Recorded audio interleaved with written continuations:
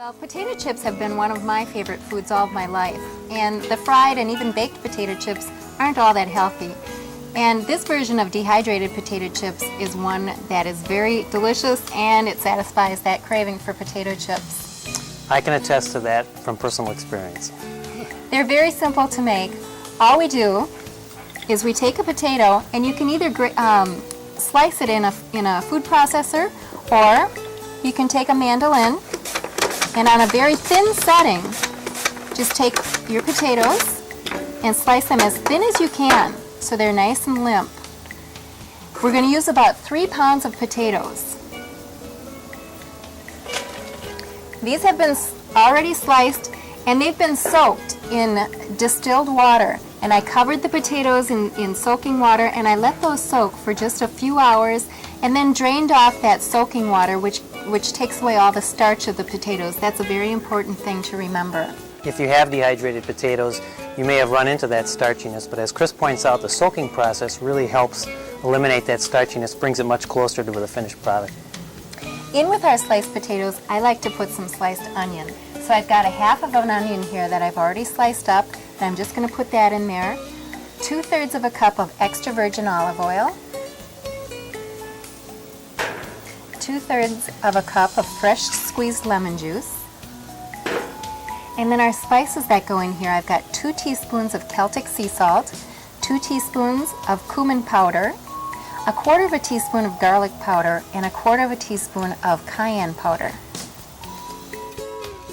And you know, Chris, these look much like a kettle chip, and it's probably because the olive oil gives them a nice look at the finished. It does. They're beautiful. And they're not as greasy as a regular potato chip, though, but they have the flavor of a regular potato chip. The thinner that you can slice them, the better they're going to be. So we just toss all of these together. In the biggest bowl you have in your house, obviously. And you don't want to let these sit too long, because once that sea salt gets on the potatoes, they start to lose their liquid, and you don't want to have a wet puddle in the bottom. So after I've tossed everything together, toss it very well, because if one potato chip gets all that cayenne powder, somebody's going to have a very hot chip. Then you just take your dehydrator screen, and we don't need any sheet on top of it, just the screen itself.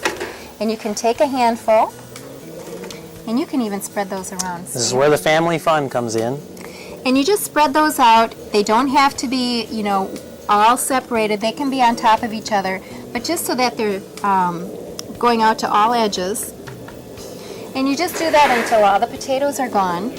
And when you put them in the dehydrator, I like to skip every other row so that they fit in there without having to, when you slide it in, the potatoes don't fall off. So I just skip every other row. And I get about 5 or 6 trays of potatoes in there. They dehydrate then about 12 to 16 hours. You can always just take one out and test it. That's the fun part, too. Make sure that they're nice and crispy, and keep them in an airtight jar or serve them immediately. I like the serve them immediately choice as well. I do too.